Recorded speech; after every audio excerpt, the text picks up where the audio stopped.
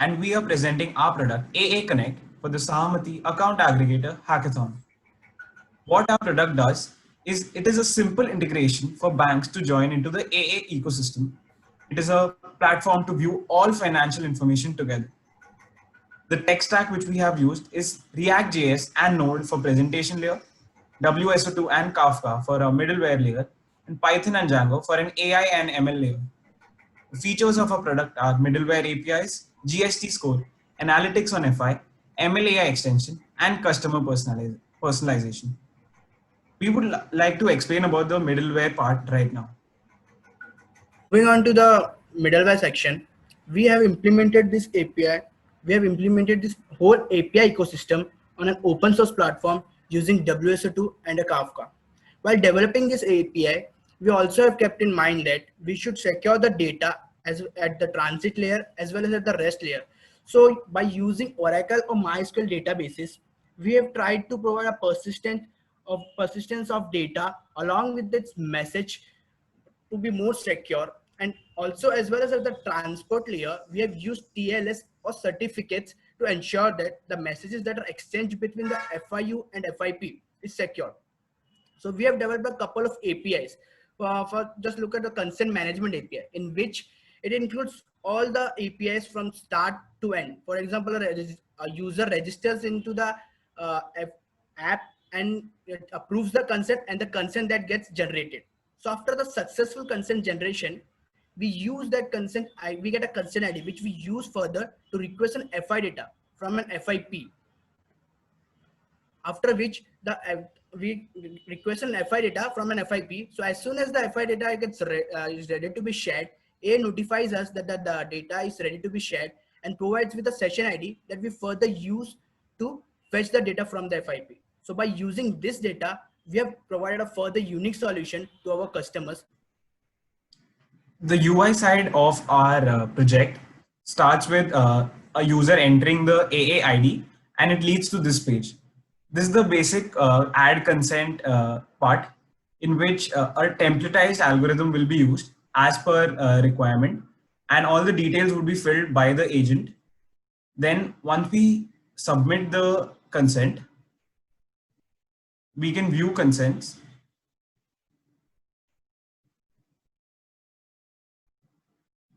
and check all the consents which are available. We can see the status, the frequency, consumer ID, and the consent start and end date. In these analytics, we have mainly analyzed the narrations using natural language processing. And by tokenizing the terms, we have created a number of analytics from this. The first one you see is spending by category. So by looking at this, the user can get a complete idea of where he's spending his money. The next analytic which we have is monthly income and expenditure. The blue bar represents debit and the orange bar represents credit. The user can get a complete picture of how much money is coming into his account and going out from his account. The next graph which we have is monthly savings. The blue line represents the average saving. The green bars represents positive savings and the red bar represents negative savings. The fourth analytic which we have is total transactions per mode. So looking at this graph, we can clearly see that fund transfer seems to be the most popular option. The last graph which we have is modes of transactions monthly. This is basically total transactions per mode represented monthly. So the user can again get an idea that fund transfer is the most popular method. So one feature which we have implemented is the wish list. First of all, you will enter the goal and the target by when you want to reach the goal. So I'll click on can I achieve it. So now over here, a report will be generated which will compare if the user invests his money in a recurring deposit versus if he does not invest it and keep it in his savings. So now we can see that amount gained due to RD is 63,188. So this is basically his profit if he chooses to invest in a recurring deposit. The blue bars represent the amount of money which he will earn every 3 months if he invests in a recurring deposit, and the black line represents the amount if he did not invest his money. So we can see that the goal is achievable right now, and the amount gained due to RD is 60,188. So we are implementing this using a virtual data room. Our analytics code is on cloud, and the FIU cannot access this code which we have, and at the same time The data which we get from the FIU, we are not storing. We'll just take the data, analyze it, and return the results.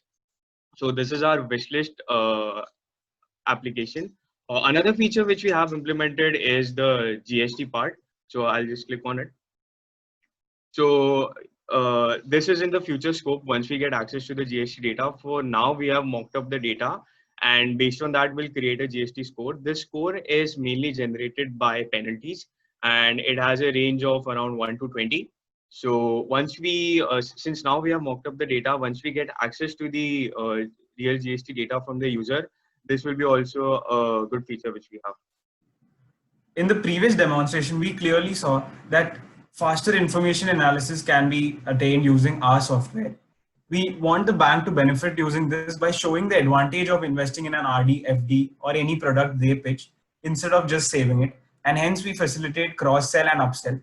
We want the banks to eliminate paperwork completely. We want them to change their norms to make products personalized to each individual, make it very flexible so that it can target a wider audience. The future scope is firstly to act on the GST score and give a complete credit score, which would include other assets, insurance, GST, and others. And we would like to work on the goal to make it a complete purchase wishlist where a user can enter any product which he wants to buy and get investment options related to it. Investment strategies and quick lending is something which we wish to introduce in the future. That is it from our side. Thank you so much.